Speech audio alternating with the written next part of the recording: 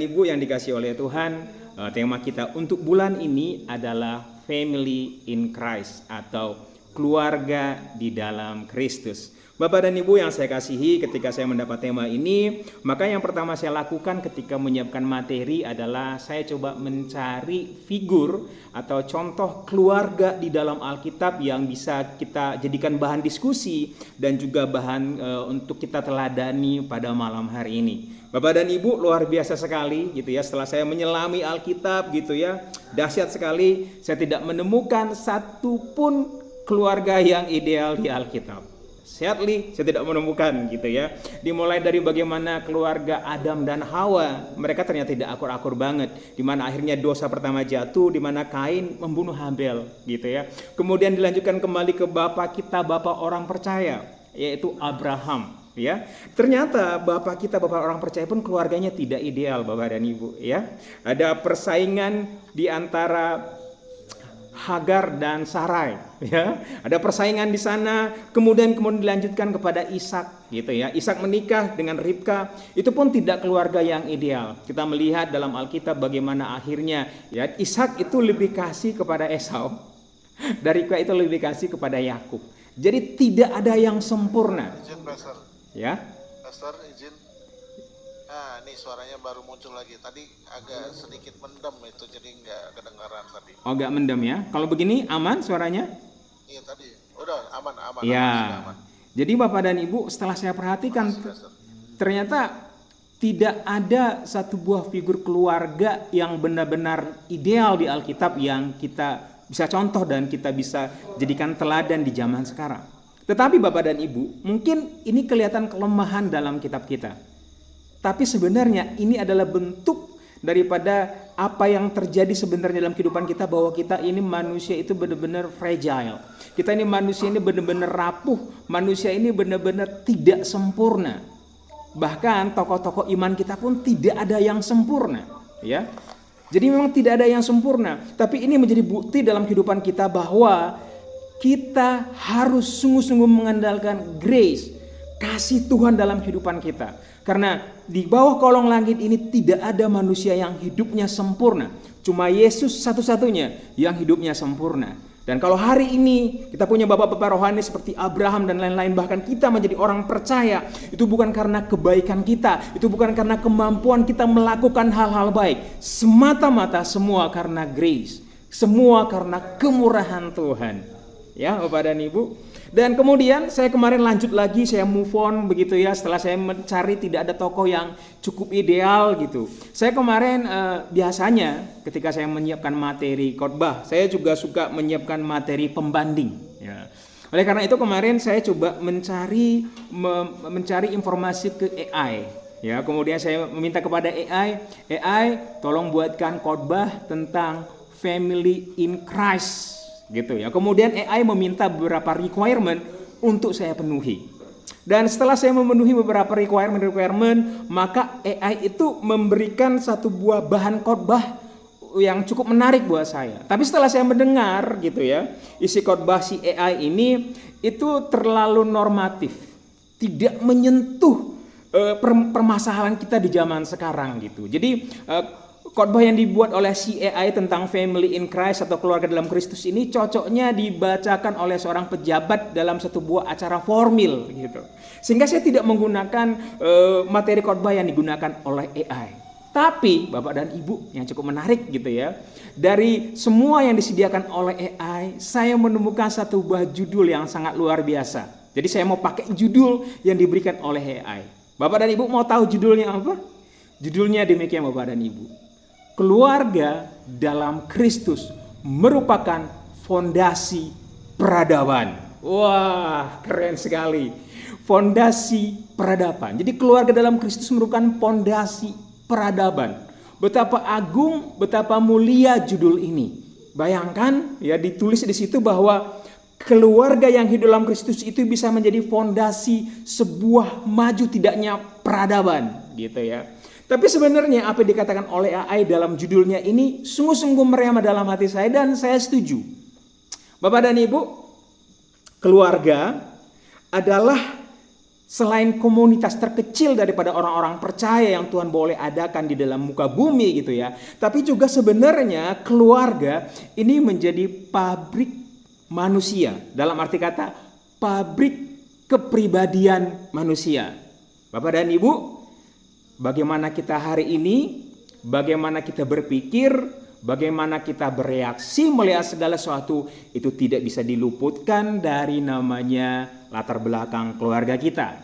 Jadi kalau keluarga kita cukup harmonis, semua berjalan sebagaimana mestinya, maka saya percaya kita keluar sebagai pribadi yang cukup harmonis juga, yang baik, yang fair, yang berkelas begitu.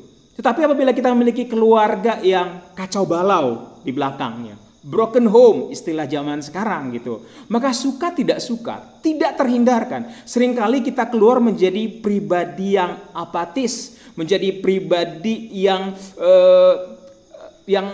pemberontak, dan itu sering sekali terjadi dan tidak terhindarkan.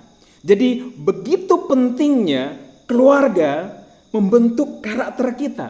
Dan oleh karena itu pada malam hari ini kita belajar bersama-sama pentingnya membawa keluarga kita ke dalam Kristus. Dan Kristus sendiri menganggap keluarga sebagai sesuatu yang sangat vital, yang sangat sakral.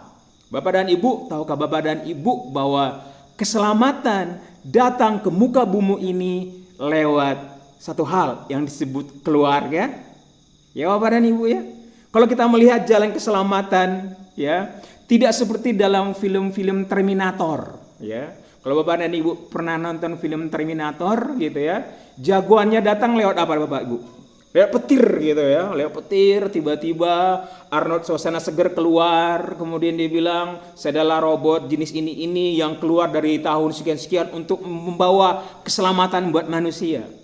Itu keselamatan yang dibikin oleh dunia, yang dikonsep oleh dunia, tetapi Yesus membawa keselamatan kepada kita manusia lewat keluarga. Ketika dia mengambil rupa sebagai seorang anak dan hadir sebagai anak di tengah-tengah keluarga yang bernama keluarga Yusuf dan Maria.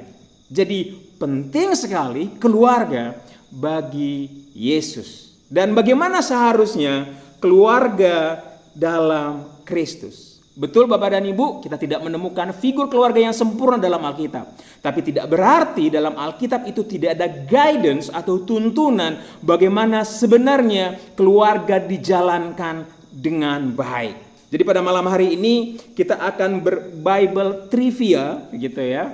Kita akan bersama-sama belajar tentang hal-hal atau nilai-nilai keluarga yang Tuhan sediakan dalam Alkitab yang bisa kita pakai sebagai tuntunan kita dalam menghidupi keluarga kita. Bapak dan Ibu, kalau kita ngomong keluarga maka kita tidak terhindarkan dengan yang disebut dengan posisi. Dan ketika kita berbicara posisi, itu tidak akan terhindarkan kita berbicara tentang tanggung jawab. Dan kalau kita berbicara tanggung jawab, maka tidak terhindarkan kita akan berbicara tentang ability atau kemampuan untuk memenuhi tanggung jawab yang ada pada kita. Bapak dan Ibu, dalam keluarga yang ideal, tentu saja tidak semuanya gitu ya. Suka tidak suka kita akan bertemu dengan 3 institusi kecil di dalam keluarga.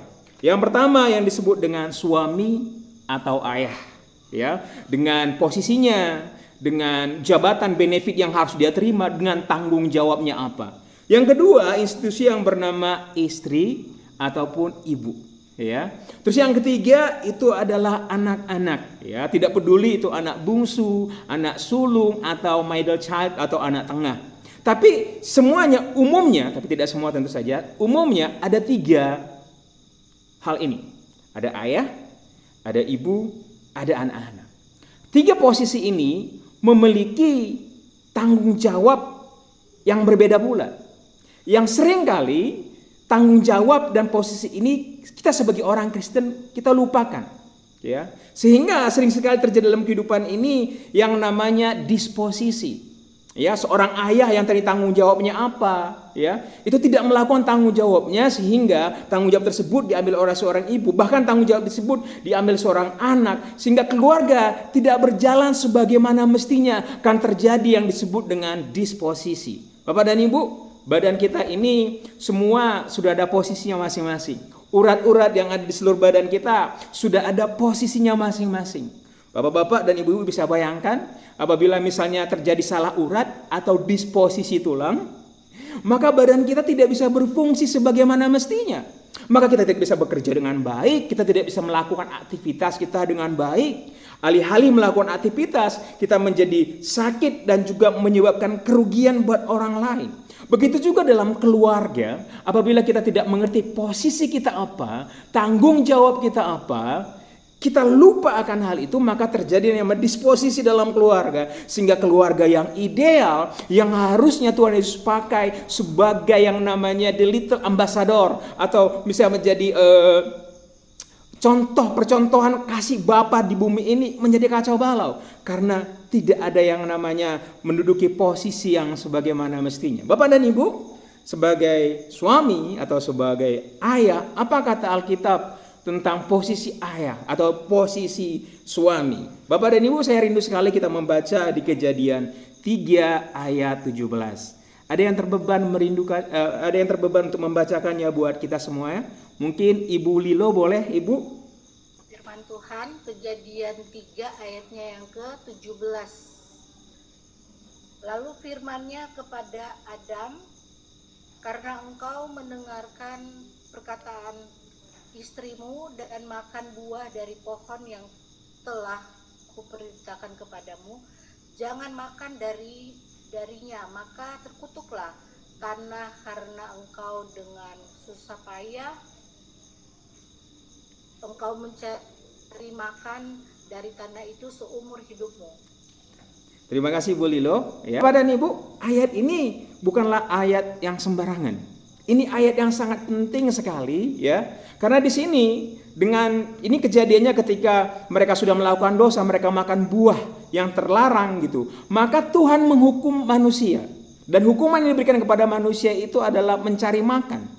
Artinya sebagai seorang ayah, sebagai seorang bapak, di sini di ayat ini ada dua hal sebenarnya. Yang pertama, bagaimana memimpin keluarga. Yang kedua, bagaimana seorang ayah itu berfungsi untuk menyediakan makanan. Ya, ini menarik sekali Bapak dan Ibu. Ya, ini sempat menjadi joke juga gitu ya. Karena katanya kita kan kenal gitu ya. Ada beberapa lagu-lagu yang mengatakan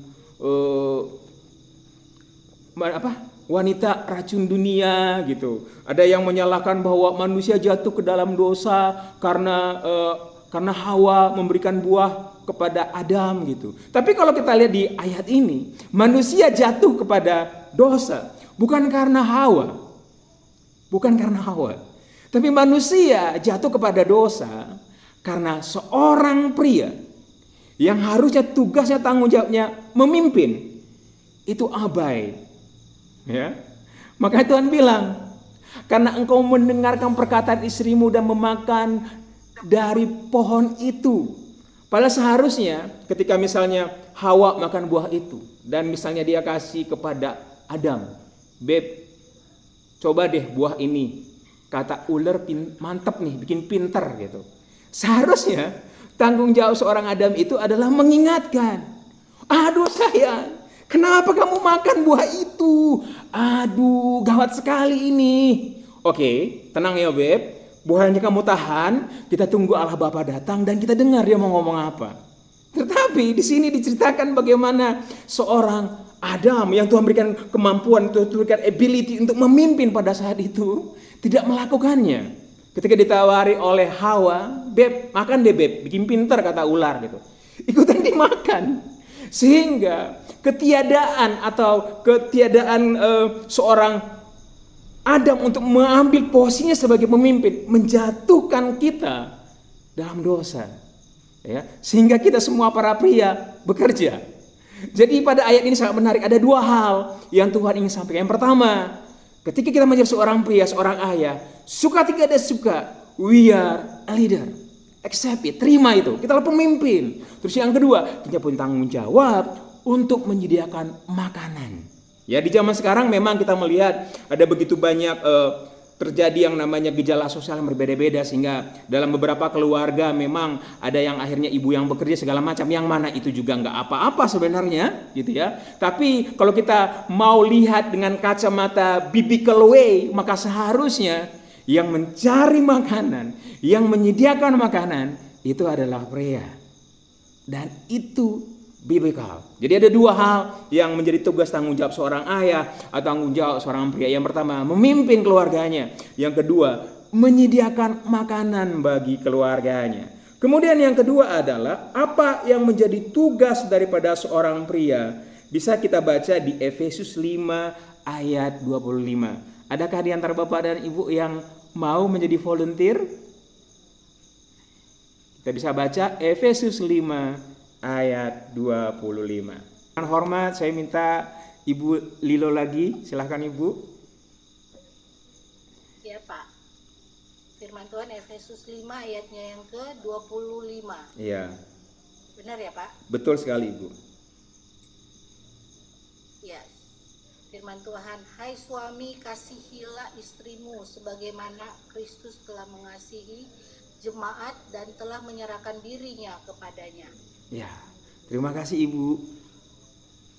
Ya, tugas kedua kita sebagai pria atau sebagai ayah atau sebagai suami itu adalah mengasihi istri. Di sini tidak ada klausul ya, hai suami kasihlah istrimu kalau istrimu baik kepadamu. Tidak ada. Di sini apapun kondisinya dikatakan, hai suami kasihlah istrimu sebagaimana Kristus mengasihi jemaatnya dan telah menyerahkan dirinya baginya. Ini sangat dalam sekali ya. Karena dia menyerahkan dirinya atau memberikan segala sesuatu yang dia miliki untuk keluarganya, untuk istrinya, mengasihi. Jadi tugas ketiga selain pertama tadi memimpin, yang kedua tadi menyediakan, memprovide dan menjadi kebutuhan keluarga, yang ketiga adalah mengasihi istrinya. Bahkan di sini tidak hanya mengasihi, tapi dikatakan di sini menyerahkan dirinya sebagaimana Kristus menyerahkan dirinya bagi gereja. Kemudian yang ketiga, saya boleh lanjutkan adalah di Kolose 3 ayat 19. Saya coba bacakan buat Bapak dan Ibu dengan cepat ya. Hai suami-suami, kasihlah istrimu dan janganlah berlaku kasar terhadap dia. Bapak dan Ibu, tidak berlaku kasar sepintas terlihat sepele. Gak ada yang spesial tuh dari ayat ini. Tapi kalau misalnya Alkitab menulis khusus ayat ini, bahwa ini satu hal yang paling krusial, bahwa ternyata saya percaya bahwa tidak hanya di zaman ini, di zaman dahulu pun ketika Paulus menulis surat ini, ada kecenderungan pria untuk berlaku kasar. Dan di sini Paulus atau Tuhan menyampaikan lewat Paulus bahwa kita tidak boleh berlaku kasar. So, kalau Bapak dan Ibu di rumah gitu ya, suka ngomong kasar sama istri, atau bisa suka ngomong kasar kepada pasangannya gitu ya, bahwa berarti sadar tidak sadar Anda sedang menjalankan ego Anda. Anda tidak menjalankan fungsi Anda dengan cara yang biblical atau the biblical way. Kemudian yang kelima ada di 1 Petrus 3 ayat 17. Demikianlah juga kamu hai suami-suami, hiduplah bijaksana dengan istrimu sebagai kaum yang lebih lemah. Hormatilah mereka sebagai teman pewaris dari kasih karunia, yaitu kehidupan, supaya doamu jangan terhalang. Ya, ada poin yang menarik di sini yang itu ya, hidup bijaksana dengan istri sebagai kaum yang lemah. Hormatilah mereka sebagai teman pewaris. Ya, jadi yang kelima adalah setelah yang tadi jangan kasar, ternyata Alkitab atau firman Tuhan melalui Rasul Paulus mengajarkan kita untuk memandang istri kita atau memandang partner kita setara atau sebagai rekan pewaris dari kasih karunia Allah. Ya, dan pentingnya di sini dengan yang sangat menarik adalah supaya doamu jangan terhalang. Bapak dan Ibu, pada malam hari ini saya tidak tahu Bapak dan Ibu punya pergumulan apa. Saya tahu Bapak dan Ibu sedang mendoakan apa gitu. Tapi kalau misalnya Bapak dan Ibu mendoakan sesuatu, bergumul terhadap sesuatu, tapi sampai hari ini sesuatu yang Bapak Ibu gumulkan tidak terjadi, ya. Mungkin ini malam hari ini mewanti-wanti. Apakah dalam menjalankan kehidupan berpasangan, menjalankan hidup dalam berkeluarga, seorang ayah memperlakukan istrinya sebagai rekan kerja, sebagai rekan pewaris kasih karunia Allah? Jikalau tidak, mungkin ini waktunya untuk ditegur buat kita untuk memperlakukan pasangan kita sebagaimana Tuhan ingin memperlakukannya, yaitu kawan sekerja, pewaris kasih karunia Tuhan. Bapak dan Ibu, itulah 5 ya daripada fungsi daripada seorang suami, seorang ayah yang Rasul Paulus ingin sampaikan kepada orang-orang tidak hanya di zaman itu. Karena kebenaran firman Tuhan itu luar biasa Bapak dan Ibu, tidak hanya relate di zaman ribuan tahun yang lalu, tapi relate dengan zaman yang sekarang. Karena firman Tuhan itu hidup, firman Tuhan itu berupa prinsip-prinsip yang bisa kita lakukan kapanpun dalam kehidupan kita. Ada begitu banyak tugas yang diberikan oleh Tuhan kepada seorang suami. Kemudian yang terakhir, ternyata ada yang terakhir, ada di Efesus 6 ayat yang keempat. Boleh Ibu Lilo dengan hormat saya minta membacakannya lagi untuk kita semuanya. Mohon Ibu. Hai bapak-bapak, janganlah bangkitkan kemarahan anak-anakmu, tetapi didiklah mereka di dalam ajaran dan nasihat Tuhan. Ya, puji nama Tuhan. Terima kasih banyak Ibu. Ya, tugas yang keenam yang diberikan oleh Tuhan kepada bapak-bapak adalah mendidik anak-anak. Ya, jadi sungguh pun di dalam Alkitab tidak ada tokoh atau figur keluarga yang bisa kita contoh. Tapi sebenarnya tahap-tahap bagaimana seharusnya kita memimpin keluarga kita, bagaimana kita berperan sebagai seorang ayah, sebagai suami, itu sudah dituliskan Rasul Paulus dengan sangat baik. Dan poin yang terakhir tadi, penting sekali dalam keluarga yang harmonis, keluarga anak-anak yang katanya yang lebih stabil itu apabila anak-anak tersebut dididik oleh orang tua. Bukan berarti dididik oleh ayah. Bukan berarti didikan ibu tidak baik. Baik, sama baik. Tapi entah bagaimana ada penilaian psikologis yang menganggap gitu apabila seorang ayah yang memimpin atau mendidik anaknya itu katanya lebih stabil. Ya, walaupun sekarang penelitian tersebut banyak disanggah, tapi kebenaran firman Tuhan menurut saya adalah kebenaran yang terbaik. Dan Tuhan dan firman Tuhan ingin seorang ayah mendidik anaknya dengan baik. Dan yang paling penting itu jangan bangkitkan amarah, jangan melukai hati anak-anak, gitu ya. Terus yang kedua, kita akan bergeser kepada institusi yang kedua, ibu atau istri. Ya, bisa kita lihat di Efesus 5 ayat 22, firman Tuhan berkata demikian. Hai istri, tunduklah kepada suamimu seperti kepada Tuhan. Wah, ini nggak main-main. Tadi kalau misalnya suami diminta untuk mengasihi istrinya dan memberikan dirinya kepada istrinya seperti Kristus memberikan dirinya kepada gerejanya, maka apa di sini istri diminta untuk tunduk pada suami. Tentu saja di zaman sekarang yang serba pelik ini agak sulit gitu. Ada yang bilang gimana mau tunduk kepada suami? Orang dia tidak menjalankan fungsinya dengan baik. Bagaimana bisa tunduk kepada suami sedangkan dia sendiri tidak bekerja, tidak melakukan tanggung jawabnya. Tapi di sini firman Tuhan mengatakan tidak ada satu buah klausul. Di sini tidak dikatakan kepada kita jemaat Tuhan, hai istri, tunduklah kepada suamimu kalau suamimu royal. Enggak ada Bapak dan Ibu. No klausul, cuma hai istri tunduklah kepada suamimu seperti kepada Tuhan. Dan di zaman sekarang itu sulit, ya. Dan zaman sekarang itu ada begitu banyak standar-standar yang dibikin oleh manusia. Ya, ada standar TikTok, ada standar apalah segala macam. Tapi pada malam hari ini kita mau menghidupi standar kita sebagai orang Kristus, itu standar Alkitab. Yang Alkitab katakan kita harus tunduk atau istri harus tunduk kepada suaminya. Kemudian di 1 Petrus 3 ayat 1. Demikian juga kamu hai istri-istri tunduklah kepada suamimu. Ini juga ngomong tentang ketundukan, ketaatan kepada suami. Supaya jika ada di antara mereka yang tidak taat kepada firman, mereka juga tanpa perkataan dimenangkan oleh kelakuan istrinya. Luar biasa di sini ya. Paulus itu tahu gitu. Kalau misalnya dibilang cuma tunduk doang, itu sulit. Orang pasti menemukan excuse yang banyak untuk tidak taat. Makanya di sini dikatakan supaya jika ada di antara mereka tidak taat kepada firman, mereka juga akan taat tanpa perkataan dimenangkan oleh kelakuan istrinya. Jadi Bapak dan Ibu gitu ya. Mungkin ini hal yang sulit, tapi sekali lagi hal yang sulit bukan berarti tidak mungkin. Dan selalu the biblical way adalah cara yang terbaik gitu ya. Jadi walaupun mungkin di sini digambarkan Paulus, walaupun mungkin istri atau suaminya tidak ideal atau ayah di rumah kita tidak ideal, tapi istri atau ibu diminta untuk taat kepada suaminya. Karena dengan ketaatan, dengan kasih yang dimiliki oleh istrinya, maka istrinya bisa memenangkan suaminya untuk kemuliaan nama Tuhan. Ya, di sini institusi yang bernama ibu tidak banyak dituntut, hanya diminta taat kepada suami. Dan yang kedua juga bagaimana fungsi mereka untuk nurturing, bagaimana memimpin, bagaimana memelihara keluarga berjalan dengan baik. Kita langsung move dengan institusi yang ketiga yang disebut dengan anak. Ya, apa sih tugas anak? Ya, boleh kita buka di Efesus 6 ayat 2 sampai dengan yang ketiga. Ketiga, demikianlah firman Tuhan. Hormatilah ayahmu dan ibumu. Ini adalah suatu perintah yang penting, seperti yang nyata dari janji ini, supaya kamu berbahagia dan panjang umurmu di bumi.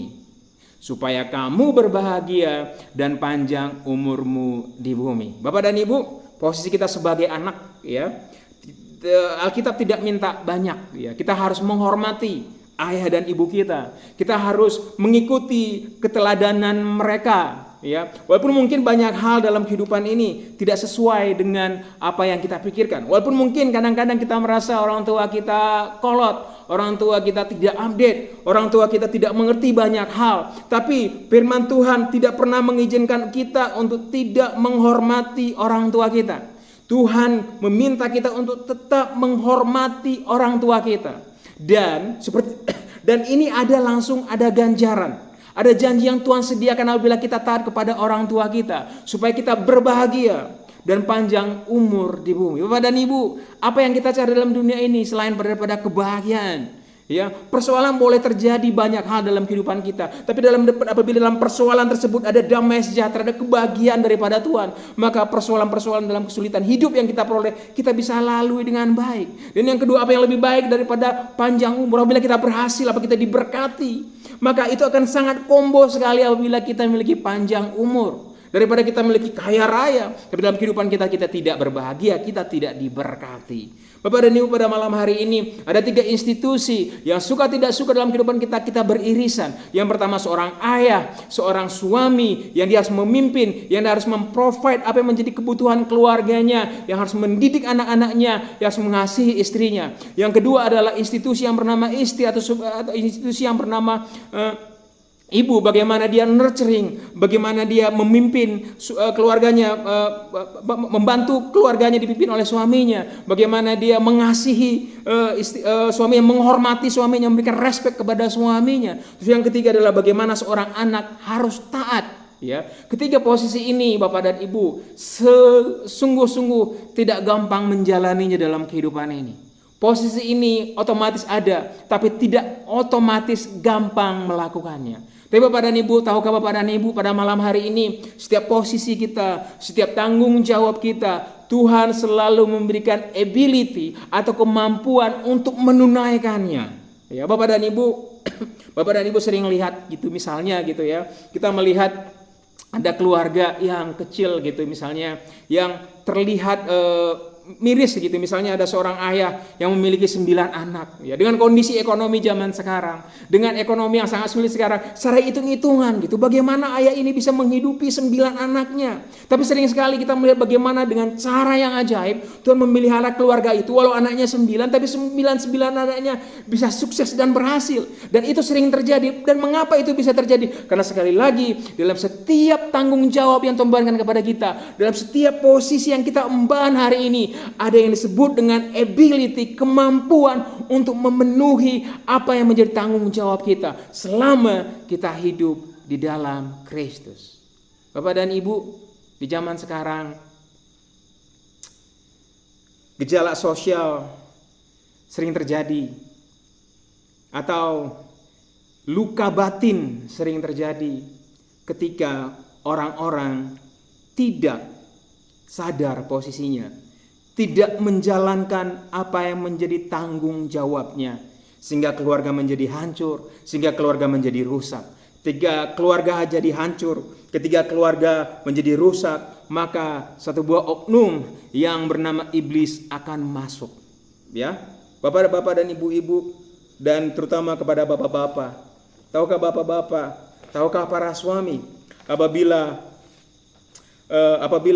suami tidak menjalankan fungsinya sebagaimana mestinya, apabila dia tidak melakukan fungsinya sebagaimana mestinya, maka seringkali dalam kehidupan yang anak-anak sering sekali menjadi kecewa, menjadi luka batin kepada bapaknya. Dari ketiga posisi ini ada satu buah posisi yang buat saya sangat penting dan aneh sekali. Posisi ini atau peririsan posisi ini menjadi satu hal yang sangat penting buat Tuhan. Ya, saya akan bacakan kepada Bapak dan Ibu dalam Maleakhi 4 ayat yang ke-6. Ada satu ayat yang sangat dahsyat sekali, bahkan saking dahsyatnya ini adalah satu ayat di mana Tuhan memberikan ancaman yang serius apabila manusia tidak menjalankan fungsinya sebagaimana mestinya. Di Maleakhi 4 ayat yang ke-6, firman Tuhan mengatakan begini, maka ia akan membuat hati bapak-bapak berbalik kepada anak-anaknya dan hati anak-anak kepada bapak-bapaknya, supaya jangan aku datang memukul bumi sehingga musnah. Sekali lagi Maleakhi 4 ayat 6 mengatakan demikian, maka ia akan membuat hati bapak-bapak berbalik kepada anak-anaknya dan hati anak-anak kepada bapak-bapaknya, supaya jangan aku datang. Luar biasa sekali ancaman Tuhan. Supaya jangan aku datang memukul bumi sehingga musnah. Ini adalah Maleakhi atau kitab terakhir dalam perjanjian lama. Dan Alkitab mencatat setelah kitab Maleakhi butuh waktu 400 tahun lagi supaya ada firman Tuhan. Dan di sini Tuhan mengatakan bahwa hati bapak-bapak harus berbalik kepada anak-anaknya dan hati anak-anak harus berbalik kepada bapak-bapaknya. Karena firman Tuhan tahu begitu dahsyatnya peran seorang ayah dalam kehidupan seorang anak. Ya. Apabila misalnya figur ayah itu rusak, maka anak akan memiliki luka batin. Dan luka batin yang ada dalam anak ini implikasinya banyak sekali. Ada implikasi psikologis. Ya, misalnya anaknya menjadi pemberontak, anaknya minder, tidak bisa menghargai dirinya, ya. Atau juga mungkin bisa kasar. Atau sebaliknya mungkin tidak kasar tapi menjadi people pleaser. Dalam kehidupannya dia melakukan apapun supaya menyenangkan hati orang lain. Sehingga kapasitasnya sebagai anak tidak maksimal. Kapasitasnya sebagai anak tidak keluar sebagaimana mestinya. Karena ada kepahitan dengan Bapa.